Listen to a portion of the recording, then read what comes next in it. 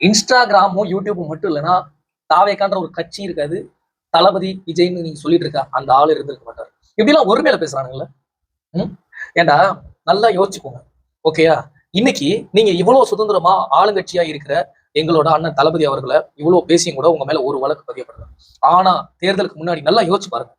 ஒரு குரல் ஆளுங்கட்சிக்கு ஆப்போசிட்டா நீங்க பேசியிருந்தா கூட அடுத்த 2 நாள் நீங்க கைது செய்யப்படுது. கிட்டத்தட்ட குண்டாஸ் வழக்கெல்லாம் போடப்பட்டுச்சு. சவுக்கு சங்கர் அவர்கள் மேல குண்டாஸ் போடப்பட்டுச்சு. இன்னைக்கு தமிழ்நாடு அரசு, அதாவது அண்ணன் தளபதி அவர்களோட விஜய் அவர்களோட தலைமையில இருக்க தமிழ்நாடு அரசு குண்டாசை ரத்து பண்ணி அவரை வேற வழக்கு இல்லைன்னா அவர் ரிலீஸ் பண்ணுங்க அப்படின்னு சொல்லி கருத்து சுதந்திரக்கு முழு உரிமை கொடுத்திருக்காங்க. உங்களால இந்த ஆட்சிக்கு முன்னாடி, எலெக்ஷனுக்கு முன்னாடி அப்படி பேச முடிஞ்சிச்சா? முடியல. அந்த சுதந்திரத்தை உங்களுக்கு கொடுத்திருக்காருல்ல.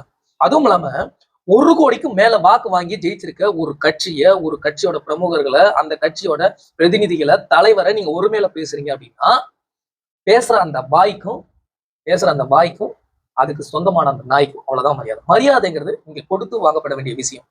செய்தியாளர்களா இருக்கட்டும், யூபிக்களா இருக்கட்டும், இந்த 200 ரூபாய்க்கு இந்த கூன்னு கூற அந்த ஆளுங்களா இருக்கட்டும், உங்களுக்கு எல்லாம் காசுக்காக மட்டும்தான் மாரடிக்க தெரியும்.